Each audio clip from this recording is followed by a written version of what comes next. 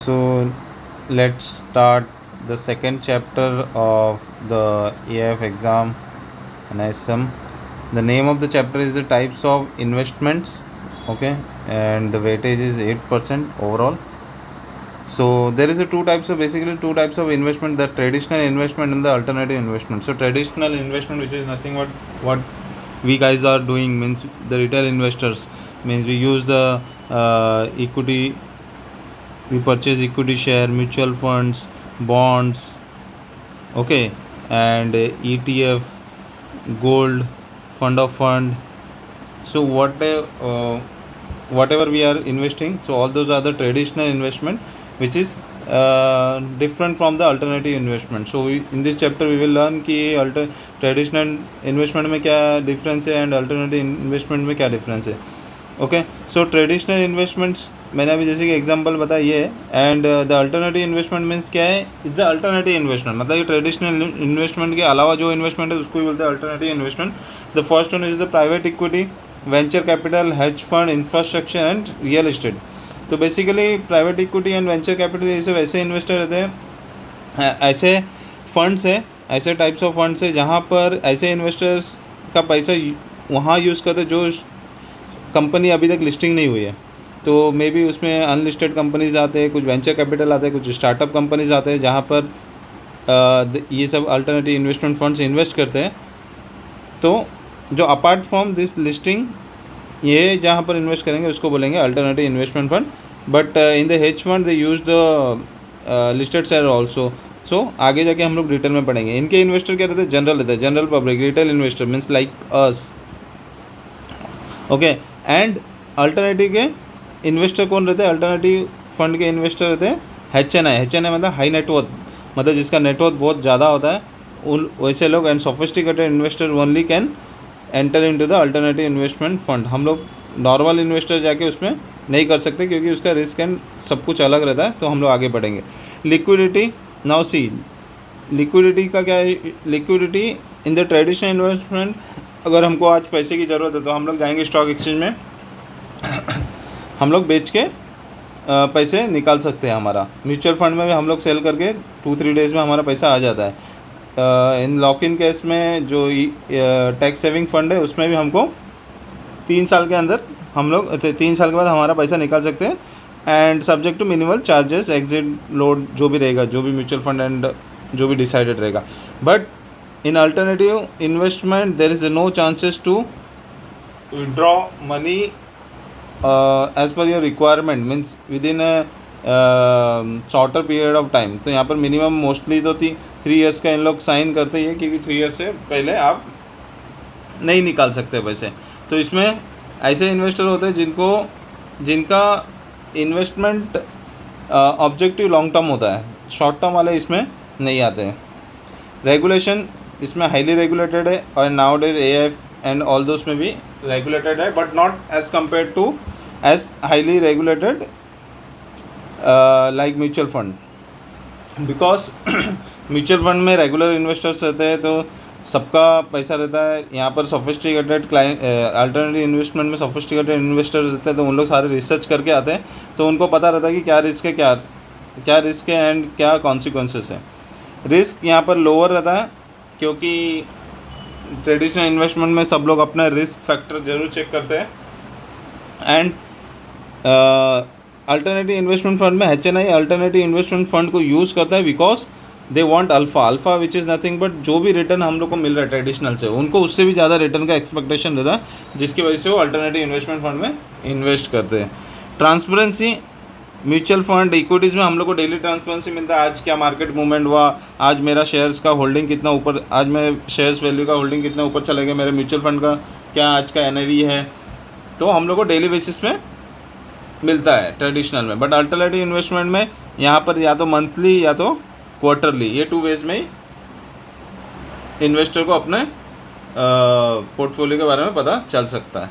Okay, minimum investment इसमें 500 है. Okay, 500 in the traditional investment, in the SIP case. And in the alternative investment there is a minimum 1 crore. And PMS के लिए अगर PMS में करते हो तो 50 lakhs. So next one is the types of investment in the traditional investment. तो I already told you कि traditional investment there is equity share and you all I think तुम अगर ये कोर्स कर रहे हो तो तुमको तो ये सारी चीज़ें पता ही होगा ऑलमोस्ट, क्या जो बेसिक टर्म्स है. तो equity share ownership of the company रहता है, जिनको राइट्स रहता है, जिनको डिविडेंड मिलता है एंड जिसको मेन एम रहता है capital appreciation. So there can be the listed equity share and the unlisted equity share. So listed मतलब जो NSE BSE में लिक्विड लिस्टेड होता है, जो हाईली लिक्विड रहता है, means you can easily buy and sell in the exchange, जिसका market price determined होता है on the basis of demand and supply. Okay. Unlisted equity share is not traded in the exchange, it is OTC, means over the counter itself. Mean the one buyer ढूंढता है कि ये मुझे अगर suppose मुझे boat company का share खरीदना है, तो बोट कंपनी तो स्टॉक मार्केट में है नहीं, बट अगर बोट कंपनी का किसी के पास अगर private equity share unlisted equity shares होगा बोट का, ठीक है, तो हम लोग ऐसे ऐसे सेलर को ढूंढ सकते हैं. द बायर ऐसे सेलर को ढूंढ के उसके साथ डील कर सकता है, बट ये ओवर द काउंटर होगा, इलिक्विड रहेगा क्योंकि उसमें एक्सचेंज नहीं है. तो इट इज़ वेरी डिफ़िकल्ट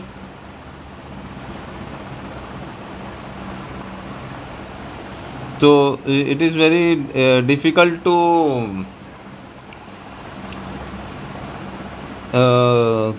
क्या कहाँ पर थे हम लोग.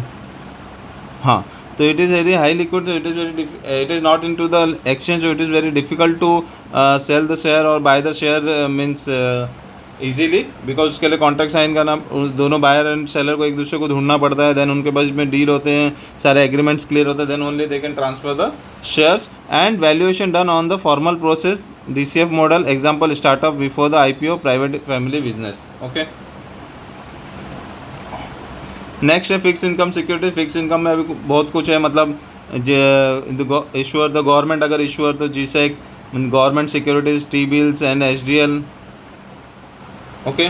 तो स्टेट डेवलपमेंट फंड, ये सब गवर्नमेंट इशू करती है, जो जिसके ऊपर हमको फिक्स रेट ऑफ इंटरेस्ट या तो कूपन मिलता है.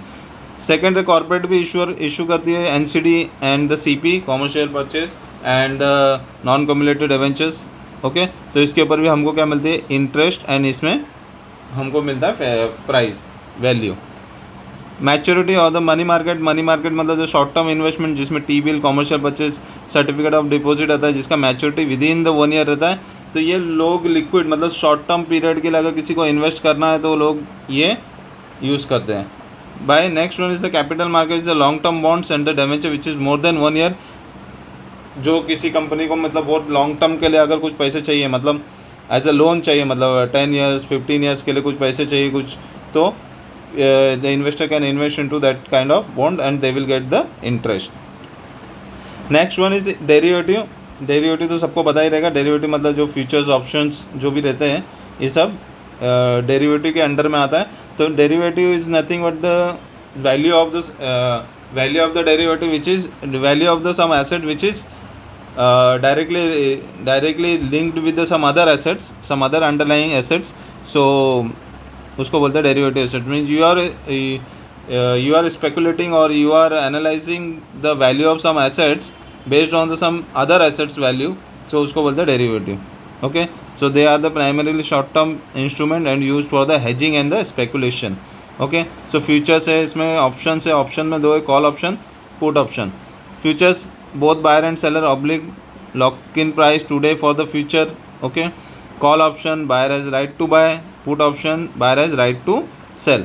तो ये सब फ्यूचर्स एंड ऑप्शंस है जो कि डेरिवेटिव में है.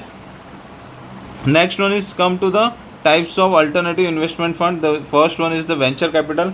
The venture capital is nothing but for example आप शार्क टैंक देखते हो. शार्क टैंक में जो भी कंपनीज आती है, मतलब अपने प्रोडक्ट को ला के उन लोग एक्सप्लेन करते हैं, दे वांटेड द इन्वेस्टमेंट. वो सारे कंपनी स्टार्टअप होते हैं. तो वहाँ पर क्या करता है वेंचर कैपिटल, मतलब यहाँ पर एक सोफिस्टिकेटेड इन्वेस्टर्स रहते हैं. सोफिस्टिकेटेड इन्वेस्टर्स रहते हैं जो कि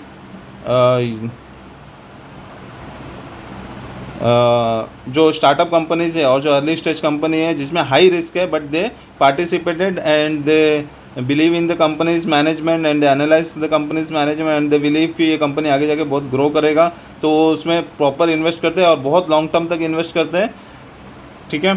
तो ताकि उसको बोलते हैं वेंचर कैपिटल। तो वेंचर डेब्ट is they can give the loans और they can give the some amount to help the startup. The next one is the private equity. Private equity is also the similar kind of investment, but ये direct invest करता है later stage, not the start of the stage. You can say that the boat हो गया, फ्लिपकार्ट हो गए, तो ये सब जो कंपनीज है ये सब स्टार्टअप नहीं है, ये ऑलरेडी डूइंग वेल बट अभी तक लिस्टेड नहीं हुआ। तो ऐसे अनलिस्टेड कंपनीज पे प्राइवेट इक्विटी इन्वेस्ट करता है उनके ट्रैक रिकॉर्ड के बेस पे, and growth capital buy out ये सब कैलकुलेशन करके वो इन्वेस्ट करता है। Next one is the hedge fund. Hedge fund is the similar type of investment which we are doing. मतलब हम लोग क्या करते हैं, इक्विटी शेयर में इन्वेस्ट करते हैं, तो डेरिवेटिव में करते हैं, बॉन्ड्स में करते हैं। तो same day hedge fund also the similar kind of business, they can collect the money from the sophisticated or HNI clients and they will invest into the listed equity shares, or they can invest into the derivative or the bonds also. So SEBI defines the hedge fund is the AIF is the employee diverse is the complex trading strategy है इनका। So multi asset है, can invest in the equity, bond on currency, derivative etc. तो बहुत long short leverage भी इनको मिलता है and complex strategy रहता है। ओके, तो ये सब hedge funds ऐसे होते हैं। The next one is the real estate or the infrastructure, which is the which means they invest into the real. So the real estate infrastructure is nothing but we can invest into the real assets, means can directly invest into the house and lands or anything which is the fixed in nature or the fixed in machinery, big that etc. Which gives the high return and the potential. There is a high risk also, but it can be invest by the investor क्योंकि उसमें inflation beat करता है। The next two option is the REIT and the infrastructure investment trust. The both are listed and underlying with the real assets. Okay, and there is a from the REIT we can get the steady income from the rent and listed dual category, and same from the INVT, the infrastructure investment fund, from where we can get the steady cash flow from the tolls and etc. like pipeline preferred by the pension funds. So these two, REIT and the infrastructure investment trust, from these two are the dual category. So where there are the underlying assets which are the illiquid, but these two are the liquid and the listed into the exchange. The next one is the investment channels. So there is a different investment channels. So we can invest via the direct investment, we can buy the securities directly from the broker into the exchange, NSE or the BSE. The minimum investment can be anything, it depends on the investment which is regulated by the SEBI. The next one is the mutual fund, in which is the mutual fund is nothing but pool the money from the different retail investors or the regular investors. The minimum investment is 500, which is also regulated by the SEBI under the regulation 1996, and the minimum investment is 500, but I seen in past, means for some of the funds we can invest 100 rupees also. So next one is the PMS, the portfolio management services, which is developed for the retail investor, but not purely retail investor, and it is the mid section of the HNI and the retail investor, means the person who have the 50 lakhs of rupees and have the sound knowledge and know about the market, how it's moving and all. So they can invest into the PMS, and which is also regulated by SEBI. Next one is specialized investment fund, which is launched on the 16th of December 2024 by the SEBI. This is the new category under the mutual fund. Sophisticated mutual fund investor means The investor who has the minimum 10 lakhs want to invest, so they can invest into the specialized investment fund. इसमें benefit ये होता है कि उसको थोड़ा सा extra advantage मिलता है, उनको रिपोर्टिंग वगैरह सब direct contact, their relationship manager, fund manager और उनके बीच में कॉन्ट्रैक्ट होता है. So they can easily track the funds, how it's moving and all. So the next one is the role of alternative investment. The role of alternative investment ये सिर्फ return के लिए नहीं है, इसके अदर भी केसेस है, बिकॉज ये डाइवर्सिफिकेशन करता है. अगर हम लोग इक्विटी मार्केट ट्रेडिशनल इन्वेस्टमेंट में देखें तो लोग डायरेक्टली जाके इन्वेस्ट कर देंगे, आईटीसी खरीदेंगे, ओके, एचयूएल खरीदेंगे. For example, I am just giving the example, ये दोनों खरीदा. But the alternative investment fund same type के फंड्स नहीं खरीदते. They purchase the security from the different segment, the different industry. So अगर एक इंडस्ट्री में भी अगर कुछ प्रॉब्लम है तो दूसरे इंडस्ट्री में they can perform. So they are choosing the best thing. So this is also helps in the proper diversification. Same I told you, the alpha, they are choosing the best from each industry and they are choosing there are the different strategies. कोई high PE खरीदता है, कोई low PE करता है, कोई dividend yield खरीदता है. So it depends on the type of investment and the type of AIF with you are dealing. So but alpha okay. And the next one is the access to growth. Invest in the high growth companies before the IPO.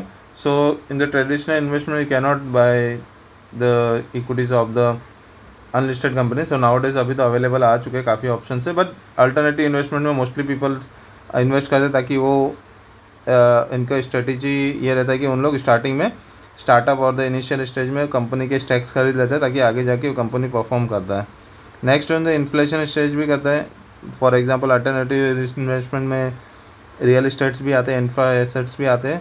तो अगर तुम अगर ये assets में invest करते हो तो तुम्हारा इन्फ्लेशन बिट भी होगा, क्योंकि इन्फ्लेशन के साथ साथ मतलब धीरे टाइम टू टाइम इसके प्राइसिंग मार्केट वैल्यू इंक्रीज होता रहता है. Okay, so next lecture we will discuss the chapter number 3.